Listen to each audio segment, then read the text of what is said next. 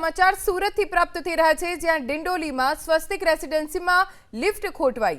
સ્વસ્તિક રેસિડેન્સીમાં 5મા માળે લિફ્ટ બગડી ગઈ, જેમાં 7 યુવતીઓ ફસાઈ ગઈ। તાત્કાલિક ફાયર વિભાગને જાણકારી મળતા તેઓ સ્વસ્તિક રેસિડેન્સી પહોંચ્યા અને એક બાદ એક તમામને રેસ્ક્યુ કર્યા। 7 યુવતીઓ લિફ્ટમાં ફસાઈ ગઈ હતી। ફાયર વિભાગને જાણકારી મળતા જ તેઓ સ્થળે પહોંચ્યા અને એક પછી એક લિફ્ટમાંથી યુવતીઓને બહાર કાઢી।